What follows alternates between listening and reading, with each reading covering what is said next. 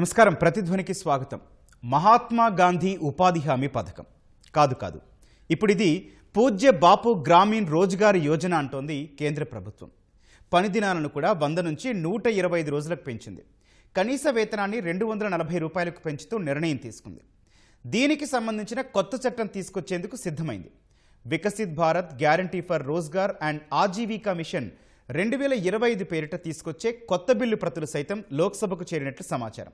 దీనికి ఆమోదం లభిస్తే ఉపాధి హామీ పథకంలో విప్లవాత్మక మార్పులు చోటు చేసుకోనున్నాయి. అక్కడి వరకు బానే ఉంది. కానీ 2005లో ఆమోదం పొంది 2006లో అమల్లోకి వచ్చిన చట్టం ఎందుకు రద్దు చేస్తున్నారు? కొత్త చట్టం ఎందుకు తీసుకురావాలని అనుకుంటున్నారు? ఈ మార్పులు ఇంకా ఎలా ఉంటే బాగుంటుంది అని నిపుణులు భావిస్తున్నారు. ఇదే అంశంపై నేటి ప్రతిధ్వని. ఈరోజు చర్చలో పాల్గొంటున్న వారు బుద్ధా చక్రధర్ గారు, సీనియర్ పరిశోధకులు, లిప్టెక్ ఇండియా. అట్లాగే డాక్టర్ చిట్టేడి కృష్ణారెడ్డి, హెచ్సియు ఆర్థిక విభాగం అధ్యాపకులు. నమస్తే అండి ఇద్దరికి. నమస్కారం. ముందుగా చక్రధర్ గారు, మహాత్మా గాంధీ ఉపాధి హామీ పథకానికి పేరు మార్చింది కదా, ఈ నిర్ణయం నేపథ్యం అట్లాగే ప్రాధాన్యత ఏంటండి? మనకు మహాత్మా గాంధీ గ్రామీణ ఉపాధి హామీ చట్టం అందరికీ తెలిసిందే. 2005 నుంచి అమల్లో ఉంది.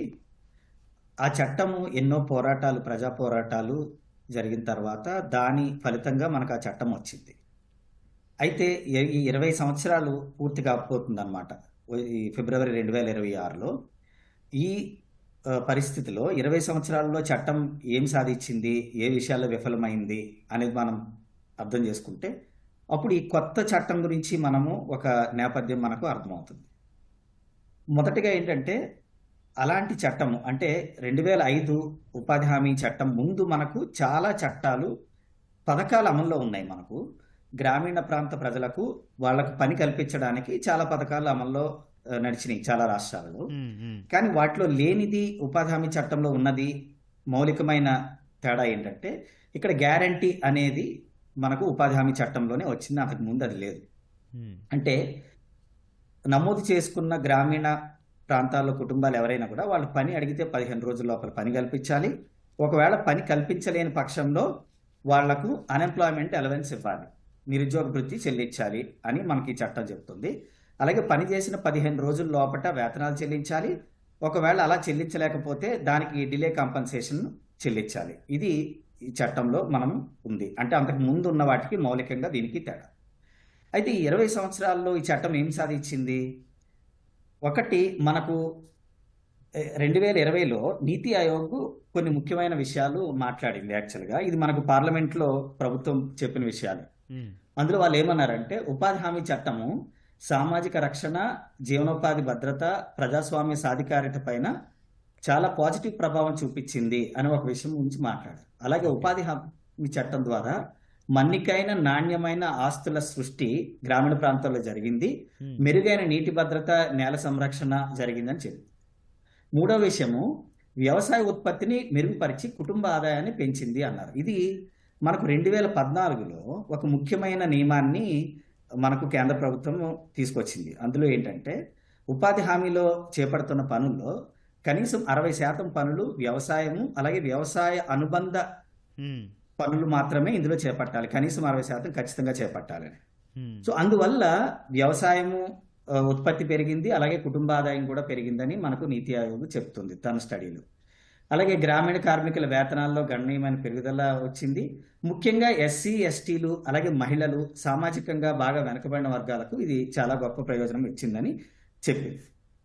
దీంతో పాటు మనకు national council for economic research వాళ్ళు యూనివర్సిటీ ఆఫ్ మేరీల్యాండ్ తో కలిపి చేసిన ఒక ముఖ్యమైన పరిశోధనలో వాళ్ళు ఏమని కనుక్కున్నారంటే, దేశంలో 32% మందిని దుర్భర దరిద్రంలో జారిపోకుండా మనకు ఉపాధి హామీ ఆపింది అని వాళ్ళు చెప్పారు. అలాగే 45% మంది మహిళలు పేదరికం నుంచి బయటపడ్డారని కూడా మనకు తెలుస్తుంది. అంటే పేరు మార్పుకు సంబంధించి ఆ నిర్ణయం నేపథ్యం కానీ ప్రాధాన్యత ఏంటంటారండి? ఇప్పుడు మనకు ఒకటి, Mahatma Gandhi national rural guarantee యాక్ట్ని మనము, ఎంప్లాయ్మెంట్ యాక్ట్ని మనం కొత్తగా పేరు మార్చాం. మనం ఇప్పుడు మీరు ఇంతకు ముందు పేరు గురించి ప్రస్తావించారు కదా, ఈ పేరు మార్పుడు ఎందుకు చేశారు అనే దానిపైన కేంద్ర ప్రభుత్వము స్పష్టంగా ఇప్పటి వరకు ఏం చెప్పలేదు. ఉపాధి హామీ చట్టాన్ని తీసుకొచ్చే ముందు మనకు చాలా వైడర్ కన్సల్టేషన్లు జరిగినాయి. అంటే పౌర సమాజంతో గానీ, లేదా కార్మికులతో పనిచేసే సంస్థలతో గానీ. కానీ ఈసారి అలాంటిదేమీ లేదు. అందుకని ఏ అభిప్రాయంతో తీసుకొచ్చారు అనేదైతే మనకు తెలీదు. అయితే మీరు అనుమతిస్తే హ్మ్. మనకు ఉపాధి హామీ చట్టంలో ఉన్న సమస్యలేంటి? ఈ కొత్త బిల్లు వాటిని పరిష్కరిస్తుందా లేదా అనే అంశం పైన నేను కొంత మాట్లాడగలను. ఒక్క నిమిషం సార్. మరో గెస్ట్ కృష్ణారెడ్డి గారితో మాట్లాడాక మీరు చెప్పిన పాయింట్ దగ్గరికి వద్దాం. కృష్ణారెడ్డి గారు, సార్ కృష్ణారెడ్డి గారు, ఓకే.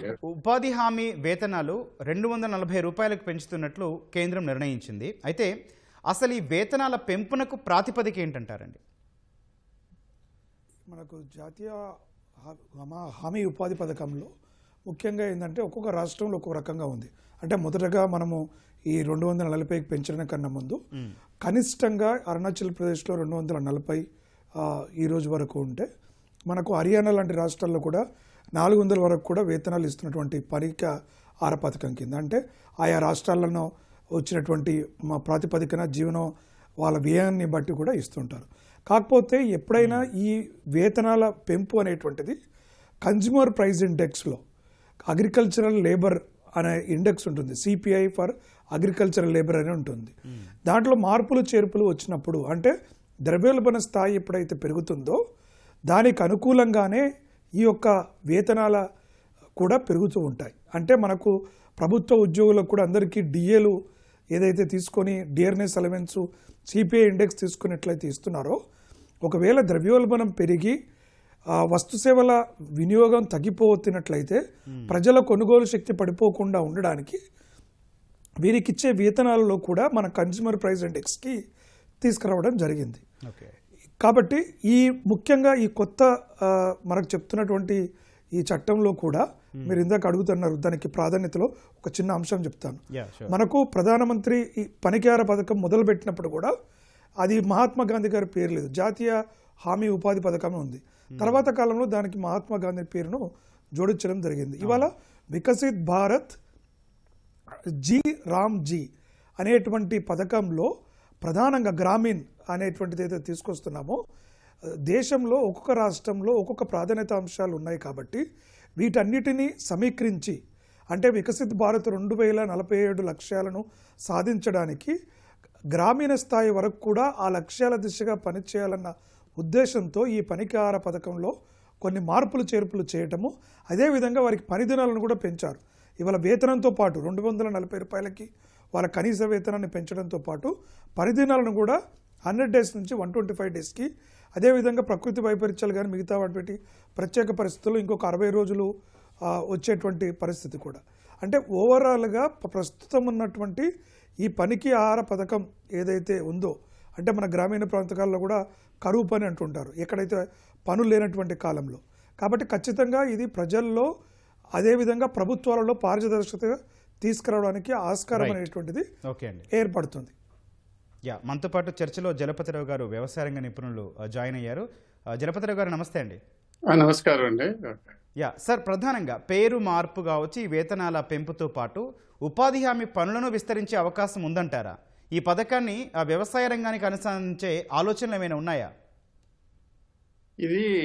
ఈ పథకము అంటే దేశం మనకు అందరికీ తెలిసిందే కదా, ముఖ్యంగా గ్రామీణ ప్రాంతాలలో కూలీ పని చేసే వాళ్ళకు వ్యవసాయం నుంచి సరి అయినటువంటి సమయాలలో వాళ్ళకి అవకాశం ఉన్న సంవత్సరం పొడవునా లేనప్పుడు ఈ పథకం కింద వాళ్ళకు పని రోజులు కల్పించేసి వాళ్ళకు ఆహార భద్రత కానీ ఆర్థిక భద్రత కలిగియాలన్నటువంటి ఉద్దేశంతో పెట్టిన పథకాల్లో ఇది నిరంతరం తప్పనిసరిగా కొనసాగుతుంది. ఇంతకుముందు చర్చించినట్టుగా కన్జ్యూమర్ ప్రైస్ ఇండెక్స్ ప్రకారం వేతనాలు పెరగటం అనేది తప్పనిసరిగా. కానీ దీంట్లో ఇంతకుముందు మీరు అడిగినట్టుగా చాలా మంది రైతులు చాలా రకాల మీటింగ్లలో అనేది ఏంటంటే, కొన్ని ప్రాంతాలలో ఎక్కడైతే ఈ స్కీమ్ సరిగ్గా అమలు పరచట్లేదు, అంటే ఏ సమయంలో ఈ స్కీమ్ను అమలు పరచాలన్నటువంటి లోపం వలన వ్యవసాయ పనులు దెబ్బతింటున్నాయి. కాబట్టి ఈ స్కీమ్ను వ్యవసాయ పనులకు అనుసంధానం చేయని చాలా మంది అడగటం జరిగింది. కానీ ఇప్పటికే వ్యవసాయంలో అనుసంధానం చేయడానికి చాలా రకాల కార్యక్రమాలు దీంట్లో జోపించడం కూడా జరిగింది. ముఖ్యంగా అంటే తెలుసుగా ఈ స్కీమ్ మెయిన్ ఉద్దేశం ఏంటంటే జల వనరులు క్రియేట్ చేయాలి, ఫామ్ పాండ్స్ బాగా తవ్వాలి, వర్షం నీరును ఆదా చేసుకునేటువంటి ఒక ముఖ్యమైన ఉద్దేశం ఒకటైతే, గ్రామంలో రోడ్లు మరమ్మతులు చేయటము, అంటే మూల క్షేత్రస్థాయిలో పొలాల వైపు వెళ్ళడానికి రకరకాల మెషిన్లు వాడుతున్నారు కాబట్టి సరైన రోడ్ల వసతిని క్రియేట్ చేయాలని పెట్టినటువంటిది. కానీ ఏదైనా ఒక పని చేస్తున్నప్పుడు ఇంకొకరికి ఇబ్బంది కానీ ఇంకొక రకమైన సమస్య రావడానికి కారణము దీన్ని అమలు పరచటంలో ఉన్నటువంటి లోపాలు. అంటే వ్యవసాయ పనులు లేనటువంటి ప్రాంతంలో ఆ గ్రామాలలో ఆ సమయంలో చూసి ఇలాంటి పనులు చేపట్టినట్టయితే అటు వ్యవసాయం దెబ్బతిన్నదు, ఇటు కూలీలకు కూడా సంవత్సరం పొడవును పని దొరకడానికి అవకాశం ఉంటుంది. కాబట్టి ఈ మంచి స్కీమును గ్రామంలో ఉన్నటువంటి కూలీలు కానీ మామూలుగా దినసరి కూలీల ఆధారంగా వాళ్ళకు లాభం చేకూర్చాలంటే ఈ అమలు పరిచే విధానంలో అమలు పరిచేటువంటి స్కీమును ఏ సమయంలో ఎక్కడ పెట్టాలి, వ్యవసాయానికి ఇబ్బంది కాకుండా చూడటం ఒకటైతే, మరి చాలా మంది రైతులు ఇబ్బంది పడుతూ అడుగుతున్నది ఏంటంటే ఇంతకు ఉన్నట్టుగా వ్యవసాయానికి అనుసంధానం చేయండి. కానీ చిన్న చిన్న పనులకు వ్యవసాయంలో అనుసంధానం చేయడం వీలు కాదు. కాబట్టి అందుకే ఇప్పుడు మొక్కలు ఎక్కడన్నా హార్టికల్చర్ మొక్కలు పనులు పడినట్టయితే వాటికి పిట్స్ తవ్వడానికి, అలాగే పామ్ పాండ్స్ తవ్వడానికి, గ్రామంలో రోడ్లు వేయడానికి, ఇవన్నీ గ్రామంలో ఉన్నటువంటి వ్యవసాయం మీద దానికి అనుగుణంగా ఉన్నటువంటి పనులు చేయడానికే పెట్టడం జరిగింది. కానీ ఒక్కొక్క వ్యక్తికి ఒక ఆపరేషన్ ఒక పనిని చేయడానికి మాత్రం వినియోగించడం కష్టమవుతుంది. కాబట్టి అక్కడక్కడ రైతులకు ఇబ్బంది కావడానికి కారణం ఏంటంటే సరి అయిన సమయంలో ఈ స్కీమ్ను ఆ గ్రామంలో అమలు పరచలేకపోవటం. ఇది మేజర్గా అవుతుంది ఒకటైతే. రెండవది, ఈ స్కీమ్లో ఉన్నటువంటి రెండవ సమస్య ఏమవుతుందంటే సోషల్ ఆడిటింగ్ లేదు. ఏం పని చేస్తున్నారు, ఏం పని తయారైంది, దానివల్ల ఆస్తులు కానీ దాని ఉపయోగపడిందా అన్నది ఎవరు అఫీషియల్స్ అధికారులు లేనటువంటి కొరత ఉన్నటువంటి అధికారులు ఏదో ఒకటి పని కల్పించటం, ఒక్కోసారి రాజకీయంగా నా ప్రాంతంలో నా ఊర్లో ఈ పని కల్పించాలనే స్కీమ్ని బలవంతంగా గ్రామంలో తీసుకురావటం, ఆ పని చేసిన తర్వాత పని అయిందా లేదా అన్నది సరిగ్గా చెక్ చేయకపోవటంతో ఈ స్కీమ్ మీద కొద్దిగా విమర్శలు వస్తున్నాయి. ఈ విమర్శలన్నిటినీ ఎదుర్కొని కానీ విమర్శలన్నిటిని ఆలోచించి సరైన పరిష్కారం దొరుకుంటే ఈ స్కీమ్ యొక్క అసలైన లబ్ధి అటు లబ్ధిదారులకు దొరుకుతుంది, ఎవరికి ఇబ్బంది లేకుండా ఉంటుంది. చక్రధర్ గారు, ఒక తెలుగు రాష్ట్రాలని తీసుకుంటే పథకం అమలు పైన లిప్టెక్ ఇండియా పరిశీలనలో ఏం గమనించారు? అంటే పని దినాలు, వేతనాల అందజేత లాంటివి క్షేత్రస్థాయిలో ఎట్లా ఉన్నాయి? మనము దేశం వ్యాప్తంగా మనం చూసినప్పుడు మనకు చట్టం అమలు ప్రారంభమైనప్పటి నుంచి కూడా ఉమ్మడి ఆంధ్రప్రదేశ్ రాష్ట్రంలో కావచ్చు, తర్వాత విభజన జరిగిన తర్వాత కూడా తెలుగు రాష్ట్రాలు ఇప్పుడు కూడా ఉపాధి హామీ అమల్లో ముందున్నాయండి.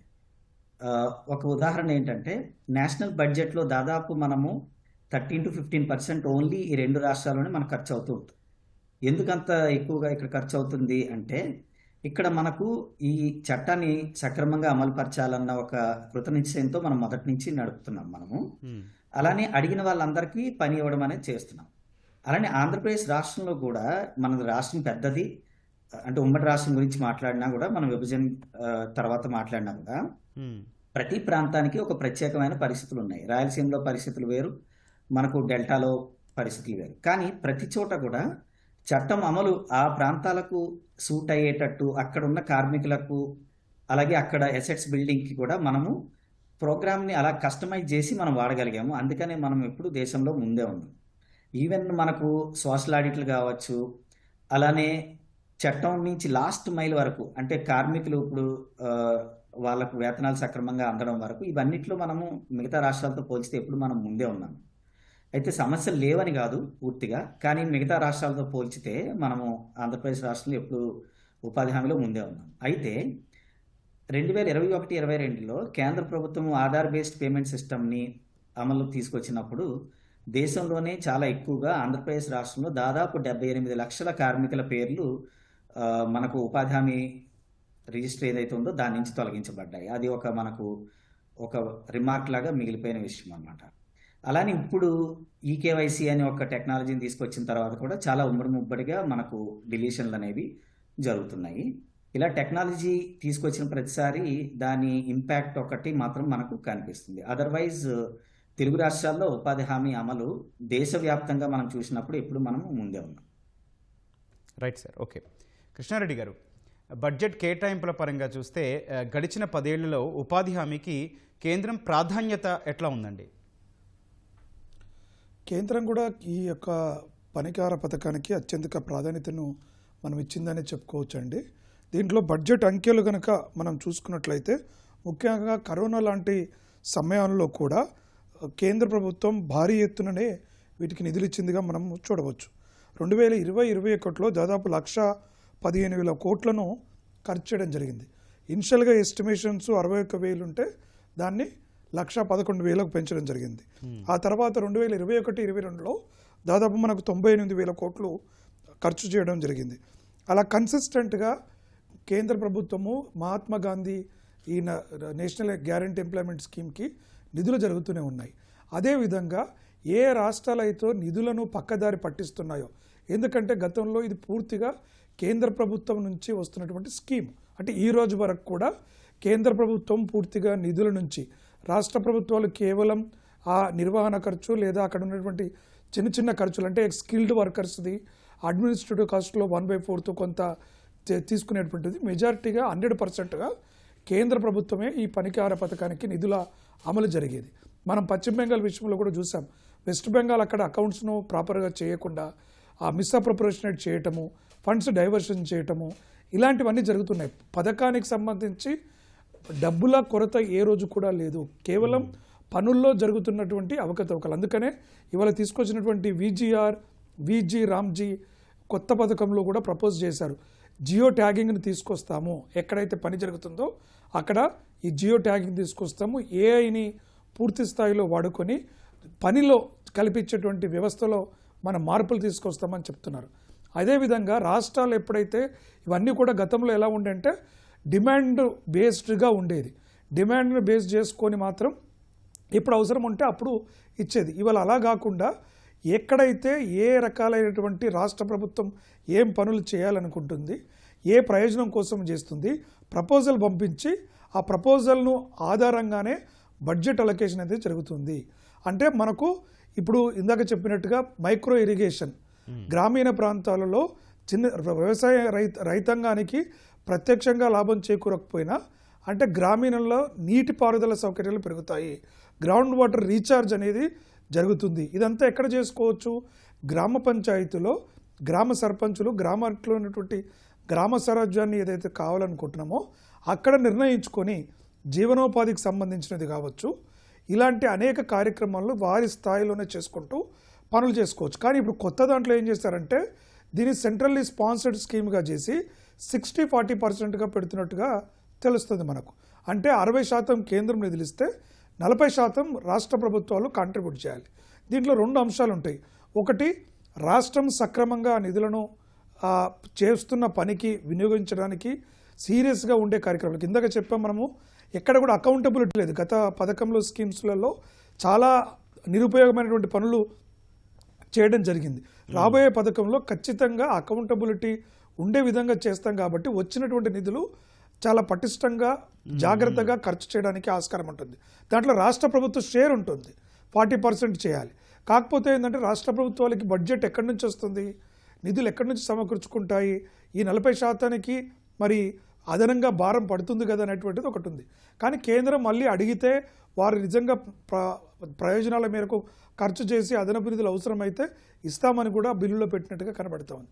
కాబట్టి కేంద్ర బడ్జెట్ ఈ పనికార పథకం విషయంలో చాలా స్పష్టమైనటువంటి అవగాహనతో ఉంటూ పనుల్లో నాణ్యతను పెంచాలి, ప్రజలకు పనికొచ్చే కార్యక్రమాలను చేయడం కోసము పూర్తిగా ఈ స్కీమ్ని రివ్యాంప్ చేయడం జరుగుతుంది. కాబట్టి బడ్జెట్లో గణనీయంగా పెరగనున్నాయి. ఎందుకంటే పని దినాలను కూడా 100 నుంచి 125 డేస్కి ఇప్పుడు తీసుకెళ్లడం కూడా వారికి పడుతుంది. వేతనాల కూడా పెంచడం జరిగింది.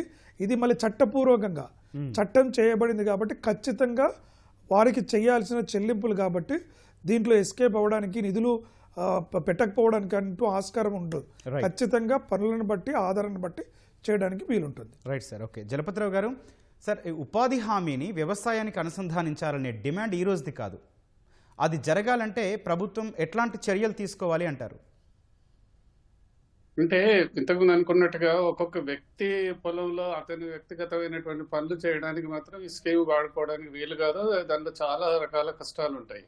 కాబట్టి రైతులకు కూలీల సమస్య, అంటే రైతులకు కూలీల అవసరం ఉన్నప్పుడు, వ్యవసాయ పనులు ఉన్నప్పుడు ఈ స్కీమును అమలు పరచడంతో రైతుల్లో అసహనం ఏర్పడుతుంది. కాబట్టి ఈ రాష్ట్ర ప్రభుత్వం కానీ అధికార యంత్రాంగం చేయవలసింది ఏంటంటే ఏ గ్రామంలో ఏ ప్రాంతంలో వ్యవసాయ పనులు లేవు, కూలీలకు సరైనటువంటి పని దినాలు దొరకట్లేదు అనుకున్నప్పుడు కానీ స్కీమ్ని ఇంప్లిమెంట్ చేసినప్పుడు ఈ విధంగా రైతుల నుంచి డిమాండ్ రాదు. రెండవది, ఇంతకుముందు అనుకున్నట్టుగా చాలా రకాల పనులకు అంటే అందరికి సంబంధించినటువంటి పనులు ఎవరైనా మొక్కలు పెట్టుకుందామంటే పిట్స్ తవ్వటం కానీ, ఈ వాటర్ షెడ్ అనుకున్నాం కదా, మామూలుగా ఈ వాటర్ షెడ్ పనులు చేసినప్పుడు గ్రామ సభలో నిర్ణయం చేసి రైతుకు తెలియకుండా ఈ వాటర్ షెడ్ ప్రోగ్రామ్ అంటే కట్టలు వేయటం కానీ, వాళ్ళ పాములు పాండ్స్ తవ్వటం కానీ, ఇవన్నీ రైతుకు తెలిసి తెలియకుండా చేయటంతో ఆ రైతులు ఏం చేస్తున్నారంటే మళ్ళీ దున్నేసేసి చేసిన పని నిరుపయోగం అవుతుంది.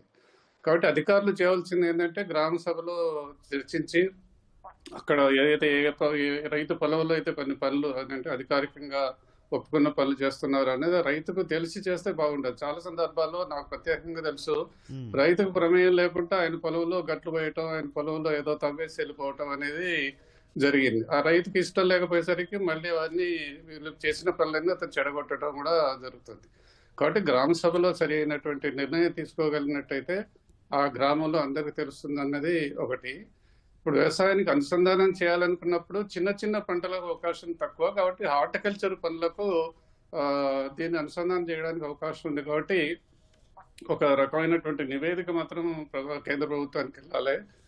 ఇంకా కొన్ని పనులు ఇప్పుడున్నటువంటి వ్యవసాయంలో అంటే వ్యవసాయానికి సంబంధించినటువంటి పనులతో పాటు ఇంకా కొన్ని పనులు, ముఖ్యంగా హార్టికల్చర్ దీర్ఘకాలికంగా వేసేటువంటి పనులకు, తర్వాత కొంతమంది రకరకాల ఇతర అంటే దీర్ఘకాలిక పనులు చేసేటువంటి వాటికి మనతో కొంత అనుసంధానంగా ఉంటే ఆ పంటల విస్తీర్ణం పెరగడానికి అవకాశం ఉంటుందన్నది ఒకటి.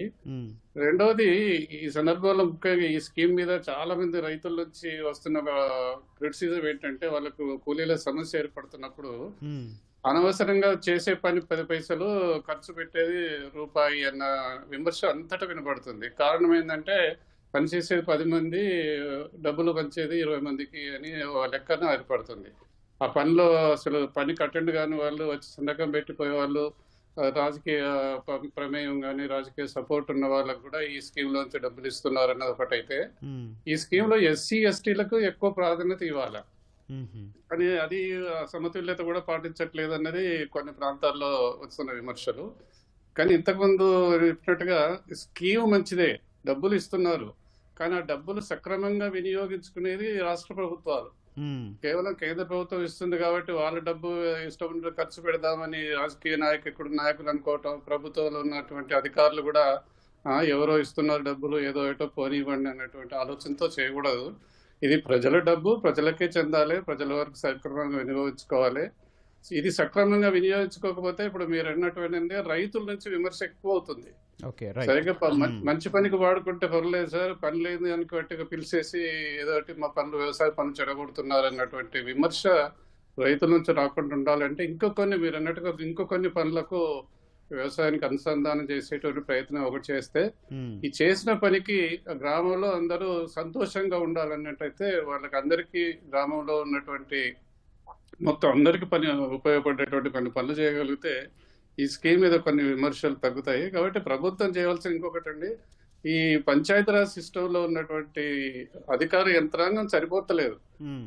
వాళ్ళు పనిని అంటే పనిపై ఎస్టిమేట్ వేయటం కానీ, ఎస్టిమేట్ వేసిన తర్వాత దాని పని జరిగిందా లేదా మళ్ళీ దాన్ని వర్కౌట్ చేసి బిల్లు పేమెంట్ చేయటం, ఇవన్నీ చేయటంలో చాలా జాప్యం, చాలా తప్పులు జరుగుతున్నాయి అన్నది విమర్శ ఉంది. ఈ విమర్శకు రాష్ట్ర ప్రభుత్వం మాత్రం తప్పనిసరిగా తగిన చర్యలు తీసుకోవాలి. చక్రధర్ గారు, ఆధార్ అనుసంధానం సంస్కరణలతో పారదర్శకత పెరిగిందని ప్రభుత్వం అంటోంది, కానీ అవి సంస్కరణ కాదు, జాబ్ కార్డుల ఏరివేతని విపక్షాలు అంటున్నాయి. అసలు గ్రౌండ్ రియాలిటీ ఏంటండి? మనకు ఉపాధి హామీ చట్టము అమల్లో ఉన్నప్పుడు గత 5 సంవత్సరాలుగా చాలా ఎక్కువ మనము రకరకాలైన టెక్నాలజీ వినియోగాన్ని మనము ఉపాధి హామీలో తీసుకొచ్చామండి. దానికి కారణం ఏంటంటే ఉపాధి హామీలో ఉన్న అవినీతి, ఆ అవినీతిని అరికట్టడం కోసము. అయితే ప్రభుత్వము పారదర్శకత, జవాబుదారీతనం పెంచడం కోసం మేము టెక్నాలజీ తీసుకొస్తున్నామని అన్నారు. కానీ అందరికీ తెలిసిన విషయమే, మనకు అవినీతిని అరికట్టడం కోసం ఈ టెక్నాలజీలు తీసుకొచ్చారు. అయితే మనకు పంటలపైన మనం పురుగు మందులు జల్లినప్పుడు మనకు హాని చేసే పురుగులు ఎట్లా చచ్చిపోతాయో, కానీ మనకు మేలు చేసే కూడా చచ్చిపోతాయి కదా. అలాగే ఇలాంటి టెక్నాలజీలు తీసుకురావడం వల్ల నిజంగా జెన్యూన్గా పనిచేసే కార్మికులకు కూడా చాలా నష్టం జరిగిందన్నమాట వాస్తవం. ఉదాహరణకు 2021-22 సంవత్సరంలోనే దేశవ్యాప్తంగా 5.5 కోట్ల మంది ఉపాధి హామీ వర్కర్ల పేర్లు తొలగించాల్సిన పరిస్థితి ఏర్పడింది. ఎందు గురించి అంటే ఈ ఆధార్ బేస్డ్ పేమెంట్ సిస్టమ్ ఏదైతే తీసుకొని వచ్చారో అందులో 3 దశలు ఉంటాయి. ఒకటి, ప్రతి ఒక్కరు వాళ్ళ జాబ్ కార్డ్ని ఆధార్తో లింక్ చేయాలి. రెండవది, ఆధార్ పైన ఉన్న పేరు జాబ్ కార్డు పైన ఉన్న పేరు ఒక్క అక్షరం కూడా తేడా లేకుండా కరెక్ట్గా సరిపోవాలి.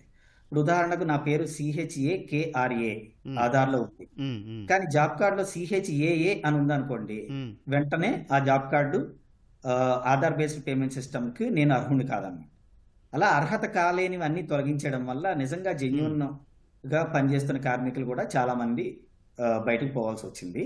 ఇంకా అన్యాయమైన విషయం ఏంటంటే జీవించి ఉన్న వాళ్ళని కూడా చనిపోయారు అనే కారణంతో డిలీట్ చేయడము, అంటే చట్టానికి పూర్తిగా వ్యతిరేకమైన పద్ధతుల్లో చాలా మటుకు ఈ డిలీషన్లు జరిగింది. ఆ తర్వాత అటెండెన్స్ యాప్ అని ఒకటి తీసుకొచ్చారు. ఇది కూడా ఏంటి, ప్రతి వర్క్ సైట్లో 2 సార్లు మేము ఫోటో తీస్తాము, ఆ ఫోటో ద్వారా మేము అవినీతి జరగకుండా ఆపుతాము అని అన్నారు. కానీ అది కూడా వైఫల్యం చెందినట్టు మినిస్ట్రీ ఆఫ్ రూరల్ డెవలప్మెంట్ ఒప్పుకుంది. ఈ సంవత్సరంలోనే జూలై నెలలో వాళ్ళు ఒక నోట్లో ఏమన్నారంటే, దొంగ ఫోటోలు చాలా మంది అప్లోడ్ చేస్తున్నారు, మేము అనుకున్న స్థాయిలో దీన్ని అవినీతిని ఆపలేకపోయామని వాళ్ళే ఒప్పుకున్నారు. అలాగా టెక్నాలజీల వినియోగం కొంతవరకు మంచిదే కానీ నిజంగా కార్మికులకు ఏ హక్కులైతే లభించాలో ఆ హక్కులకు అవి విఘాతంగా మారాయన్నమాట అయితే వాస్తవము. ఇది మా స్టడీలో ఆంధ్రప్రదేశ్, తెలంగాణ అనే కాదు, దేశవ్యాప్తంగా మేము చేసిన పరిశోధనలో మాకు ఇది చాలా స్పష్టంగా కనిపించిన విషయం. Right, okay sir. కృష్ణారెడ్డి గారు, మీరు చెప్పండి, కొత్త బిల్లుకి సంబంధించి మాట్లాడాల్సి వస్తే కీ ప్రొవిజన్స్ ఏంటి, మీ పరిశీలన ఏంటి? కొత్త బిల్లులో ప్రధానంగా 4 అంశాలను తీసుకున్నారండి. మనకు ఇందాక మనం చర్చలు కూడా మాట్లాడడం, ఒకటి water security through water related works అనేటువంటిది, అంటే ఈ వాటర్ బాడీస్కి సంబంధించిన అంశాలను ఒకటి. 2, కోర్ రూరల్ ఇన్ఫ్రాస్ట్రక్చర్, గ్రామీణ ఇన్ఫ్రాస్ట్రక్చర్ను అవస్థాపన సౌకర్యాల అభివృద్ధికి చేయడానికి ఒకటి.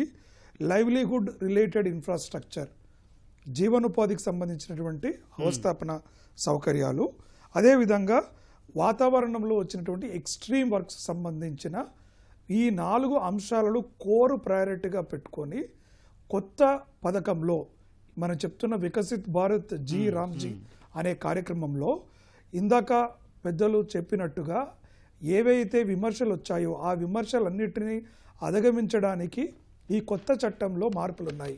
ఫర్ ఎగ్జాంపుల్, అనర్హులను అనర్హులుగా చేయడం కావచ్చు, మీరన్నీ చేస్తున్నటువంటి వాటిని కూడా జియో ట్యాగింగ్ ద్వారా కావచ్చు, ఏ టెక్నాలజీని వాడుకొని ఆ లొకేషన్లో పని జరుగుతున్న వాటిని క్యాప్చర్ చేసే విధానం కావచ్చు ఈ కొత్త బిల్లులో ఉన్నాయి.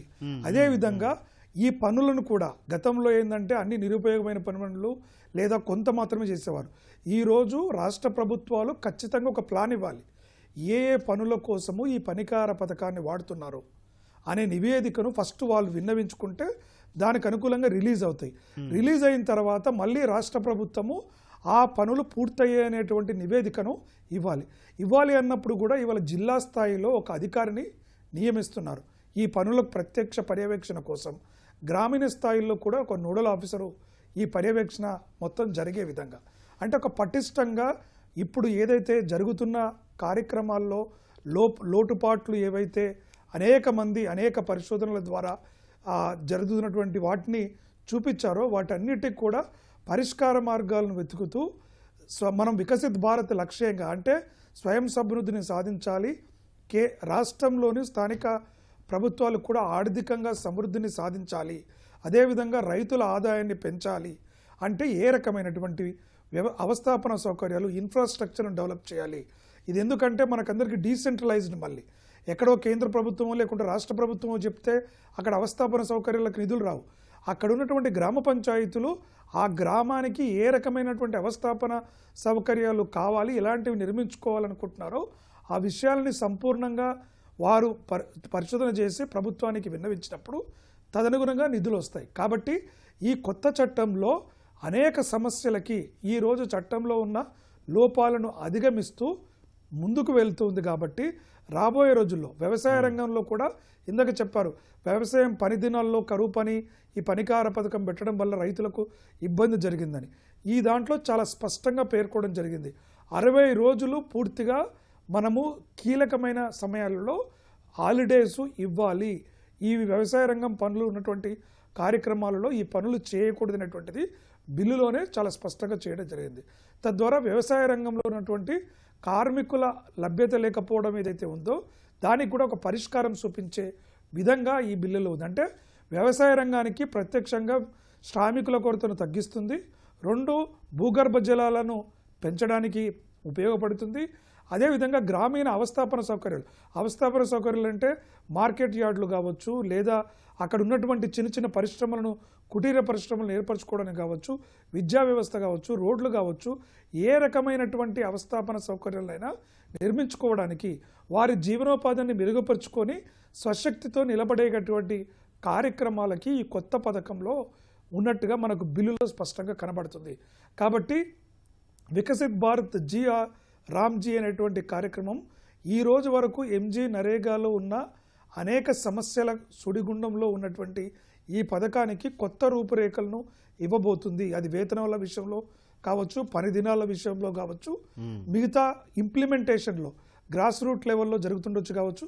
ఇందాక జలపతిరావు గారు కూడా మాట్లాడుతూ చెప్పారు, ఈ డబ్బులు మావి కాదు, అక్కడ కేంద్ర ప్రభుత్వం ఇస్తుంది, కానీ అలసత్వంతో ఖర్చు పెట్టేదానికి ఖచ్చితంగా రాష్ట్ర ప్రభుత్వాలు 40% వారి నిధులు కూడా ఖర్చు చేయాలి. కాబట్టి వారికి కూడా బడ్జెట్లో భాగస్వామ్యం ఉంటుంది. కాబట్టి ఖచ్చితంగా బాధ్యతతో కూడినట్టు విధంగా ఈ యొక్క కార్యక్రమాలు చేయడానికి ఆస్కారం ఉంటుంది.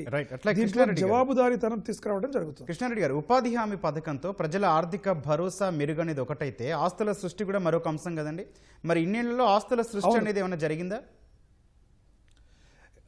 అన్ఫార్చునేట్లీ ఇప్పటి వరకు ఉన్నటువంటి జాతీయ గ్రామీణ హామీ ఉపాధి పథకం ద్వారా ఎక్కడ ఆస్తుల సృష్టి జరగకపోను, నాకు నోటీస్లో తెలిసినటువంటి అనేక పరిశోధనలో కూడా గుర్తించినటువంటి ఏంటంటే చాలా చోట్ల విధ్వంసం జరిగింది, పర్యావరణానికి పెద్ద విఘాతం కలిగించినాయి.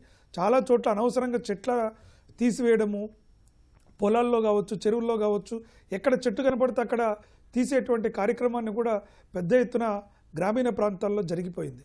ఆ అవసరానికి లేనటువంటి వాటిని కూడా ఇందాక చెప్పినట్టు రైతుల అనుమతి లేకుండా వివాదాస్పదమైనటువంటి భూములలో రోడ్లు వేయటము, లేకుంటే చెరువులు గుంతలు తోడటము, తర్వాత వాటిని నిరుపయోగంగా మారిపోవటము, అలాంటివి అనేక కార్యక్రమాలు జరిగిపోయాయి. కాబట్టి అక్కడ ఆస్తుల సృష్టి అనేటువంటిది, కార్మికులకు నైపుణ్యాలు పెరగలేదు, గ్రామీణ ఆర్థిక వ్యవస్థకు కొత్త ఆస్తులు పెరగలేదు.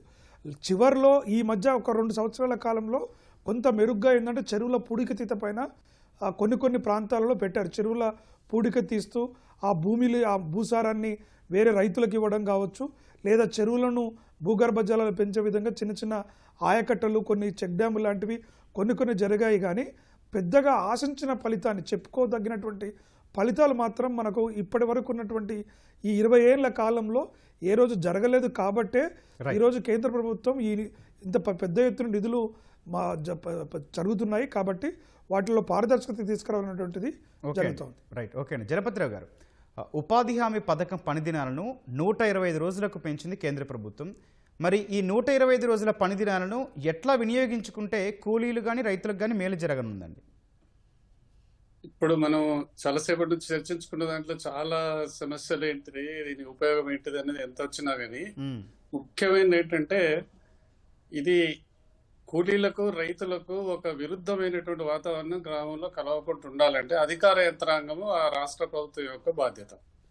ఎందుకంటే రైతులకు వ్యవసాయ పనులు ఇబ్బంది అయినట్టయితే అటు రైతులు ఇబ్బంది పడతారు, మనకు ఆహార కొరత, వ్యవసాయం మీద విరక్తి పుడుతుంది రైతులకు అనేది అది మనం దృష్టిలో పెట్టుకోవాలి. ప్రభుత్వాలు కూడా దృష్టిలో పెట్టుకొని అదొకటి చేయటం ఒకటైతే, మరి గ్రామంలో ఉన్న వాళ్ళకు సరైన పద్ధతిలో అంటే సంవత్సరం పొడవునా వాళ్ళకు కూలీ దొరకకపోతే వాళ్ళు ఆర్థికంగా నిలబడడానికి కష్టం. కాబట్టి దాన్ని కూడా దృష్టిలో పెట్టుకొని ఇది కేంద్ర ప్రభుత్వం ఇచ్చినటువంటి కొన్ని సూచనలు కావచ్చు, నిధులను కానీ దీని యొక్క ఫలితం బాగా రావాలంటే తప్పనిసరిగా రాష్ట్ర ప్రభుత్వ అధికార యంత్రాంగం యొక్క బాధ్యత ఎక్కువ ఉంటుందనేది మనం అందరం ఈ రోజు పాల్గొన్నటువంటి వక్తలందరూ చెప్తున్నటువంటి విషయం. కాబట్టి రాష్ట్ర ప్రభుత్వ అధికారుల దగ్గరే ముఖ్యమైనటువంటి అంశంగా ఉన్నది. ఇంతకుముందు అనుకున్నట్టుగా దీని అసెట్స్ బిల్డింగ్ అనేది అందరికీ తెలిసిందే, చాలా కష్టం. ఎందుకంటే కొన్ని పనులు ఇంతకుముందు చర్చించినట్టుగా ఒక అవసరం ఉండి అవసరం లేకుండా వాళ్ళకి కేవలం 10 దినాలు కల్పించాలని టెంపరీగా పని కల్పించినంత మాత్రాన అది అసెట్స్ బిల్డప్ అవ్వట్లేదు. కొన్నిటికి మెజర్మెంట్ కూడా లాంగ్ స్టాండింగ్ కూడా ఉండట్లేదు. ఇంతకుముందు ఉన్నట్టుగా అంటే వాటర్ షెడ్ మేనేజ్మెంట్ కింద రైతుల పొలాలలో వేసినటువంటి కట్టలు కావచ్చు, తవ్వినటువంటి కొంత పీరియడ్ తర్వాత అవి ఎక్కడో విడిపోతున్నాయి. రైతులు కూడా దాన్ని పెద్దగా పట్టించుకోవట్లేదు. కాబట్టి ఇక ముందు చేసేప్పుడు తీసుకున్నటువంటి గ్రామ సభల్లో ఆనవాయితీగా ఇప్పుడు ఉన్నట్టుగా ప్రతి ప్రణాళిక బాగుంటుంది, కానీ ఆ ప్రణాళికను అమలుపరచడంలోనే వచ్చిన సమస్యలు. కాబట్టి ఈ పథకాన్ని అమలుపరచడంలో చెప్పినట్టుగా ముఖ్యంగా ఇప్పుడు రాష్ట్ర ప్రభుత్వం యొక్క బాధ్యత ఎక్కువ ఉంటుంది. నిధులు సక్రమంగా వాడుకోవాలన్నా రైతులకు ఇటు కూలీలకు ఒక ఇబ్బందికరమైనటువంటి వైరుధ్యమైన వాతావరణం గ్రామంలో ఉండొద్దు అని అంటే తప్పనిసరిగా పద్ధతి ప్రకారము పనులను నిర్ణయించాలి. పద్ధతి ప్రకారం పనులు జరిగినాయా లేదా చూడాలి. ఇంకొకటి అండి, ఈ విషయంలో ఇంతకుముందు బహుశా కృష్ణారెడ్డి గారు చక్రధర్ గారు గమనించాల్సింది ఏంటంటే అంబుడ్స్మెన్ కూడా ఈ మధ్య దీంట్లో ఇంక్లూడ్ చేస్తున్నారు. అంటే ఎవరన్నా కానీ అన్న చిన్న చిన్న కంప్లైంట్స్ సమస్యలు ఉంటే మనకు తెలుసు కదా, బ్యాంకులో అక్కడిక్కడ అంబుడ్స్మెన్ కంప్లైంట్ చేసినట్టయితే వాళ్ళ కంప్లైంట్ ను అడ్రస్ చేసినట్టుగా ఎక్కడైతే తప్పుడు పనులు జరుగుతున్నాయో, సరిగ్గా పనులు జరగట్లేదో, అవకతవకలు జరుగుతున్నాయో అన్నది కంప్లైంట్ రూపంలో గ్రీవెన్సెస్ మామూలుగా అంటే అంబుడ్స్మెన్ లాగా కంప్లైంట్ చేసినట్టయితే తప్పనిసరిగా దీనికి కొంత ఆడిటింగ్ అంటే అధికారుల యొక్క పనితనం పెరగడానికి వాళ్ళు కొద్దిగా కేర్ఫుల్గా ఉండడానికి అవకాశం ఉంటుంది. కానీ ఒక మంచి స్కీము, ఒక మంచి పర్పస్ గా పెట్టింది. మామూలుగా కూలీలు లేని సమయంలో కూలీలకు ఆర్థికంగా ఒక అవకాశం కలిగించినట్టయితే చాలా మంచిది. బట్ ఇది ఇంకో దానికి ఇబ్బంది కాకుండా ఉండాలి. అనవసరమైన ధనం వేస్ట్ కాకుండా, ప్రజలదే కదా, ఎవరిదైనా కానీ ప్రభుత్వం పెడుతుంటే ప్రజల ధనం మరి ప్రజలకే కాబట్టి మరి నిరుపయోగంగా పోకుండా ఉండాలంటే అదొకటి. అధికార యంత్రాంగం చేసే తప్పులు అసలు చేయకూడదు. అర్హులు కాని వాళ్లకు అనవసరంగా చేసినట్టయితే ఈ గ్రామంలోనే ఈ స్కీమ్ మీద ఒక రకమైనటువంటి నెగటివ్ ఒపీనియన్ డెవలప్ అవుతుంది. కాబట్టి చివరికి రాష్ట్ర ప్రభుత్వం, రాష్ట్ర అధికారుల యొక్క పనితనాన్ని బట్టి వాళ్ళ యొక్క దాన్ని బట్టి ఉంటుంది అన్నది గమనించాలి. దీని యొక్క ఫలితం రావాలంటే కేవలం రాష్ట్ర ప్రభుత్వం అధికారుల యొక్క బాధ్యత అనేది మనం ఈ స్కీమ్ లో గుర్తించవలసిన ముఖ్యమైన అంశం. చక్రధర్ గారు, పథకానికి పేరు మార్చారు, పని దినాలు, వేతనాలు పెంచారు. వీటితో పాటు ఇంకా ఏ మార్పులు చేపడితే పథకం అమలు లక్ష్యం నెరవేరుతుంది అంటారు? ఒక కరెక్షన్ అండి, వేతనాల పెంపు పైన కొత్త బిల్లు ఏమి దాని గురించి ఏం ప్రస్తావించలేదండి. సెంటర్ విల్ నోటిఫై అని మాత్రమే అన్నారు. ఒకటి. రెండో విషయం ఏంటంటే, ఈ కొత్త బిల్లుకు మనకు పాత చట్టానికి ఉన్న మౌలికమైన వ్యత్యాసం ఏంటంటే, మనకు ఉపాధి హామీ చట్టము కార్మికులకు పనిని హామీగా ఇస్తుంది. కానీ కొత్త చట్టంలో మనకు గ్యారంటీ అనే మాట 92 సార్లు వాడారు. కానీ మనం ఏం చెప్తున్నాము, కొత్త బిల్లు ప్రకారము సెంటర్ ఏ ప్రాంతాలలో ఈ కొత్త చట్టం అప్లై అవుతుందనే విషయాన్ని నోటిఫై చేస్తుంది. అంటే ఉపాధి హామీకి ఉన్న యూనివర్సల్ క్యారెక్టర్ ఏదైతే ఉందో అది పోయిందన్నమాట. అంటే హామీ అనేది పోయింది, అలాగే యూనివర్సల్ అనేది కూడా పోయింది. ఈ రెండు చాలా పెద్ద దెబ్బ అని నేను అనుకుంటున్నాను. అయితే పాజిటివ్ అంశాలు లేవా అంటే ఉన్నాయి. ఉదాహరణకు 125 రోజుల గురించి ఒక ప్రస్తావన వచ్చింది. రెండవది ఏంటంటే, కొన్ని ప్రాంతాలకు సంబంధించి 2 నెలల పాటు ఉపాధి హామీ చేయకుండా ఉండడము అది మంచిదే. కానీ మరొక పెద్ద సమస్య ఏంటంటే, నేను ఇంతకు ముందు ప్రస్తావించినట్టు టెక్నాలజీకి హక్కులకు మధ్య ఘర్షణ ఏర్పడినప్పుడు హక్కులు ప్రివైల్ అవ్వాలి. అది ఉపాధి హామీ చట్టం యొక్క మౌలికమైన స్పిరిట్. కానీ కొత్త బిల్లులో మనం ఈ టెక్నాలజీలన్నిటి అనుభవం గత 5 సంవత్సరాల్లో చెప్తున్నది ఏంటంటే, ఇవి చాలా సమస్యలను సృష్టిస్తున్నాయి. కానీ ఆ టెక్నాలజీలన్నింటినీ మ్యాండేటరీగా కొత్త బిల్లులో వాటిని పెడుతున్నారు. అంటే ఎవరికైనా ఇప్పుడు బయోమెట్రిక్ అవ్వకపోయినా, లేదా ఇప్పుడు జియోస్పేషియల్ గురించి మనం మాట్లాడుతున్నాము. మనం ఆదివాసీ ప్రాంతాలకు వెళ్తే అక్కడ జియో ట్యాగింగ్లు, జియోస్పేషియల్లు, లేకపోతే అటెండెన్స్ యాప్లు వాడడం చాలా కష్టమైన పని.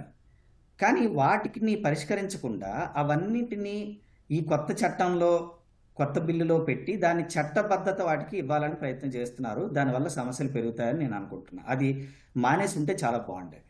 అలాగే ఉపాధి హామీ పైన మొదటి నుంచి ఉన్న ప్రధానమైన విమర్శ ఏంటంటే, ఉపాధి హామీ వేతనాలు కనీస వేతనాల చట్టం 1948 చెప్పిన వేతనాల కంటే తక్కువ ఉన్నాయి.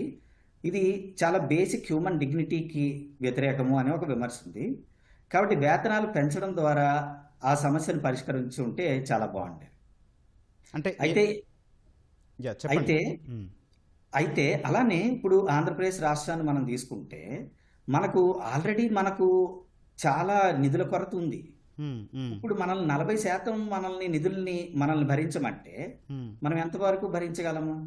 అలాగే చాలా సులువుగా కేంద్రం ఏం చెప్తుంది, మేము 125 రోజులు పనిస్తాము, మీకు నేషనల్ బడ్జెట్ మేమే ఎంతో నిర్ణయిస్తాము ప్రతి రాష్ట్రానికి అంటున్నారు. అంతకంటే ఎక్కువ ఖర్చు అయితే అది రాష్ట్రాల యొక్క బాధ్యత అంటారు.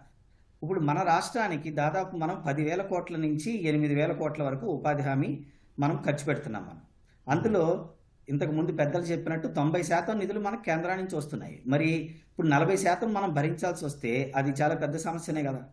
అవును. అలానే మనకు ఇప్పుడు బాగా వెనకబడిన ప్రాంతాలు మాత్రమే కాదు, మనకు ఆంధ్రప్రదేశ్ రాష్ట్రంలో మనం డెల్టా ప్రాంతాలకు వెళ్ళినా కూడా చాలా మంది మహిళలు వాళ్ళు ఉపాధి హామీని వేడినీళ్ళకి చన్నీళ్ళలాగా వాళ్ళు వెళ్ళి పని చేసుకోవడం అనేది జరుగుతుంది. అందుకని మనం ఆంధ్రప్రదేశ్ రాష్ట్రంలో చూసుకుంటే దళితులు, ఆదివాసీలు, మహిళల పార్టిసిపేషన్ చాలా ఎక్కువ ఉపాధి హామీలు.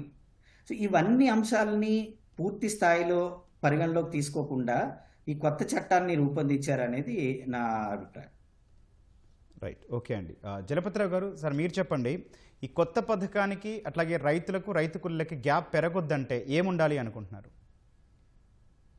ఇంకా ఇంతకుముందు అనుకున్నట్టుగా కొద్ది ఉద్యానవన పంటలు ఏదైతే దీర్ఘకాలిక పంటలు ఉంటాయో అలాంటి పెంచడం మనకు భారతదేశంలో ఇటు వాతావరణం చూసినా కానీ, కాలుష్యం రకరకాలు చూసినా కానీ చాలా అవసరం. కాబట్టి ఈ వ్యవసాయానికి అనుసంధానం చేయటం చిన్న చిన్న పంటలకు వీలు కాదు. కాబట్టి కొంచెం దీర్ఘకాలిక పంటలకు అంటే పెరీనియల్ ప్లాంట్స్ పెంచేటువంటి ప్రాంతంలో ఇంకా కొంచెం వ్యవసాయ పనులకు అనుసంధానం చేయగలిగినట్టయితే ఈ కొంచెం రైతుల ఇబ్బందులు, ముఖ్యంగా రైతుల ఇబ్బందులు తీరుతాయి అన్నది ఒకటువంటి ముఖ్యమైన అంశము. తర్వాత ఇంకా కొంచెము ఈ ప్రాసెసింగ్ అంటే వ్యవసాయ పనులు ఇంకా ముద్ద కావాలి. ఈ మధ్య కేంద్ర ప్రభుత్వం తీసుకొచ్చింది ఫార్మర్స్ ప్రొడ్యూసర్స్ ఆర్గనైజేషన్ అని.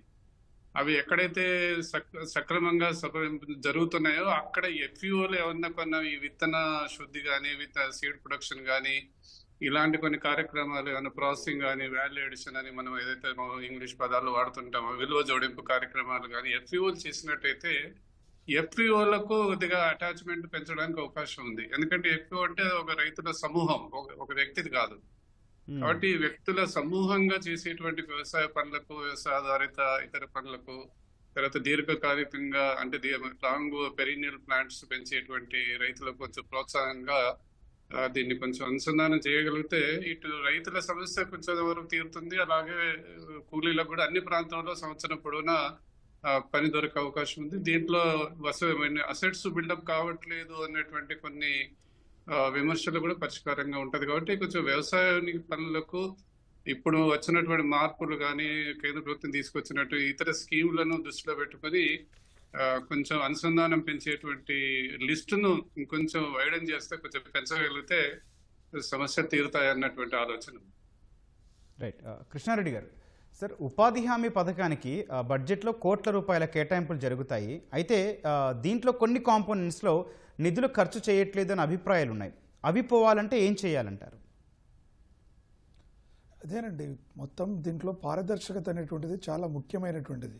ఇవాళ రాష్ట్ర ప్రభుత్వాలే, నేను ఇందాక మాట్లాడుతూ కూడా అన్నాను, వెస్ట్ బెంగాల్ లాంటి రాష్ట్రం అసలు అకౌంట్స్లో ఎక్కడ చూపించట్లేదు. వాళ్ళు చెప్పిన లెక్కలకు, వారు చేసిన పనులకి సంబంధించిన అకౌంట్స్లో పారదర్శకత లేదు.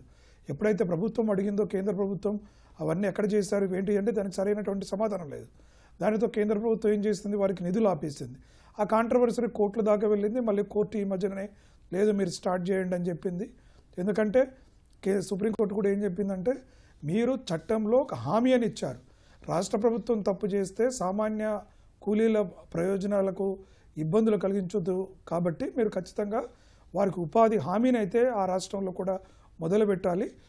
ఏదైతే లీకేజెస్ ఉన్నాయో వాటిపైన రెండు ప్రభుత్వాలు సమన్వయంతో కలిసి పరిష్కరించుకోవాలనేటువంటి సూచన చేయడం జరిగింది. కాబట్టి ఈ ప్రధానంగా వస్తున్నటువంటి సమస్యనే ఏంటంటే, ఈ కొన్ని సెక్టార్లలో అప్రోప్రియేట్ చేయటం కావచ్చు, లేదా కావాల్సిన పనికి చాలామందికి ఈరోజు పనికిహార పథకం ఏంటంటే ఒక టైంపాస్కి ఏదో పైసలు ఇవ్వాలి కాబట్టి ఫ్రీగా ఇస్తే బాగుండదు, ఒక గంట సేపట్లో పోయేసి వస్తే అయిపోతుంది అనేటువంటి ఆలోచన ఉంటుంది. కానీ ఇందాక చెప్పినట్టుగా వీళ్ళకి వేతనం కూడా పెంచాల్సిన అవసరం ఉంది. కనీస వేతనాన్ని ఈ 240 నుంచి కనీసం ఒక 400 నుంచి 450 వరకన్నా పెంచగలిగితే అప్పుడు మనం పనిలో ఒక ఉత్పత్తి నాణ్యత అయినటువంటి కార్యక్రమాలను కూడా ఎక్స్పెక్ట్ చేయొచ్చు. ఎప్పుడైతే వేతనం తక్కువగా ఉంటుందో, ఇవాళ సాధారణంగా వ్యవసాయ పనులకు వెళ్తేనే దాదాపుగా 4 నుంచి 500 ఒక లేబర్ ఛార్జెస్ వాళ్ళు ఇవ్వడం జరుగుతుంది. అలాంటప్పుడు ఈ పనికి ఆహార పథకం ద్వారా వచ్చేటువంటి తక్కువ వేతనానికి వారిని పని చేయమని ఇబ్బంది పెట్టినప్పుడు కూడా ఏమవుతుందంటే, మీరు పని ఇవ్వడానికి మాకు ఈ కార్యక్రమాన్ని పెట్టారా, లేకుంటే మీరు ఏ రకంగా చేశారు అనేటువంటిది కొంత విమర్శ వస్తుంది. కాబట్టి రెండింటిని సమన్వయం చేయాలంటే వేతనాన్ని పెంచాలి, వాళ్ళలో పనిలో కొంత శ్రద్ధను లేదా జవాబుదారీతనాన్ని తీసుకొచ్చే విధంగా కార్యక్రమాలు చేయాల్సినటువంటి అవసరం ఉంటుంది. ఇప్పుడు ఎందుకంటే బిల్లే కాబట్టి బిల్లులో ఖచ్చితంగా చర్చలు జరగాల్సిన అవసరం ఉంటుంది. అట్లీస్ట్ పార్లమెంట్లోనైనా చర్చలు జరిగి ఈ కనీస వేతనం ఏదైతుందో కొంత పెంచుకున్నట్లయితే అన్ని రంగాలలో, అందుకనే చెప్పాం కొన్ని ప్రయారిటీ సెక్టార్స్ అనేది పెట్టుకోవాలి. గతంలో ఏంటంటే అసలు మనకు ప్రయారిటీ సెక్టార్ అంటూనే లేదు. అంటే పనికి ఆహార పథకం కింద, జాతీయ గ్రామీణ హామీ పథకం కింద ఏ పనులైనా చేయొచ్చు. అక్కడ ఒక ఫోకస్డ్ ఏరియాస్ అంటూ లేవు. దానితో ఏమైపోయిందంటే కొంత డైల్యూషన్ అయిపోయి ఎక్కడైతే వాళ్ళకి కన్వీనియంట్గా ఉందో అక్కడే పనులు పెద్ద ఎత్తున చేసినట్టుగా చూపించడం అనేటువంటి జరిగింది. కాబట్టి ఇప్పుడు కొత్తగా వచ్చినటువంటి స్కీమ్లో ఖచ్చితంగా ఆ పారదర్శకత, జవాబుదారీతనం రావాల్సినటువంటి అవసరం ఉంది. చట్టంలో కూడా ఇంకొంత బ్రెయిన్ స్ట్రోమ్ చేయాల్సిన అవసరం ఉంది. చట్టబద్ధత కల్పించే ముందు లేదా చట్టంలో మరొకసారి దీన్ని పునఃసమీక్షించడానికి కూడా తక్కువ స్వల్ప కాలంలోనే ఇందాక చెప్పినట్టుగా కొన్ని జెన్యూన్ సమస్యలు కొన్ని గ్రామీణ ప్రాంతాల్లో ఎందుకు పట్టణ ప్రాంతాల్లోనే కొంత ఇంటీరియర్కి వెళ్ళినా లేదా ఒక బిల్డింగ్లో మారుమూల ప్రాంతాలకు వెళ్ళినా సిగ్నల్స్ రానటువంటి పరిస్థితి. మరి జియో ట్యాగింగ్ చేయాలని ఇవన్నీ చేయాలన్నా కూడా కొంత మౌలిక వసతుల కల్పనలో ఇబ్బందులు నేర్కొల్పే అవకాశం ఉంటుంది. కానీ ఈ ఇబ్బందులు ఉంటాయని మనం ఎప్పుడైతే లీనియంట్ ఇస్తున్నామో, ఎక్కడైతే అవకాశం ఇస్తున్నామో అక్కడ అవినీతి పెద్ద ఎత్తున జరుగుతుంది. దాన్ని ప్రజల మంచి కోసం మనము వినియోగించాలని ప్రభుత్వాలు వెసులుబాటిస్తే అక్కడనే అవినీతి లేదా అక్కడే జరిగేటువంటి నష్టం అంతా జరుగుతుంది. కాబట్టి ఆ అవస్థాపన సౌకర్యాలు పెద్ద ఎత్తున కేంద్ర ప్రభుత్వం కూడా ముందు చూపుతో అన్ని ప్రాంతాల్లో ఈ యొక్క కమ్యూనికేషన్ వ్యవస్థను తీసుకురావాల్సిన అవసరం ఉంది. జియో ట్యాగింగ్ వ్యవస్థ కావచ్చు, ఏఐ డిటెక్షన్ కావచ్చు, ఇవన్నిటినీ కూడా పరికరాలతో అంటే మొబైల్ పరికరాలతో ఆ ప్రాంతాలలో కనీసం మనకు సిగ్నలింగ్ వ్యవస్థ వచ్చే విధంగా ప్రతి సమస్యకు పరిష్కారం ఉంటుంది. కాబట్టి అక్కడి నుంచి అబ్జర్వ్ చేసుకొని సిగ్నలింగ్ వ్యవస్థని అక్కడ మ్యాపింగ్ చేసుకునే విధంగా అక్కడ ఉన్నటువంటి ఫీల్డ్ ఆఫీసర్స్కి కూడా కొంత ఇవ్వాల్సిన అవసరం ఉంది. అదేవిధంగా పరిజ్ఞానాన్ని కూడా చాలామంది ఫీల్డ్ అగ్రికల్చర్ ఆఫీసర్స్కి ఏంటంటే ఉన్నత విద్య ఉండదు.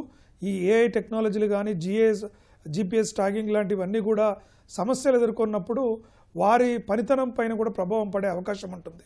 కాబట్టి ఇవన్నిటిని కూడా ఇంప్లిమెంట్ చేసే కన్నా ముందు కొంత శిక్షణ కార్యక్రమాలను కూడా చేయాల్సినటువంటి అవసరం అయితే ఉంది.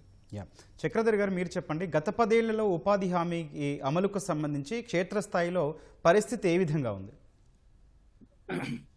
మనకు గత 10 సంవత్సరాల్లో కొన్ని విషయాలు ఆల్రెడీ మనం ప్రస్తావించాం కదండి. ఒకటి, ఈ టెక్నాలజీలో వినియోగం పెరగడం వల్ల ఆదివాసీ ప్రాంతాల్లోనూ మారుమూల ప్రాంతాల్లోనూ చాలా ఇబ్బందులు వచ్చినాయి. రెండవది, బడ్జెట్ విషయంలో కూడా కేంద్ర ప్రభుత్వం గత 10 సంవత్సరాల్లో బడ్జెట్ని అంటే కోవిడ్ సంవత్సరం మినహా మిగతా అన్ని సంవత్సరాల్లోనే అలా తగ్గించుకుంటూ వచ్చారు.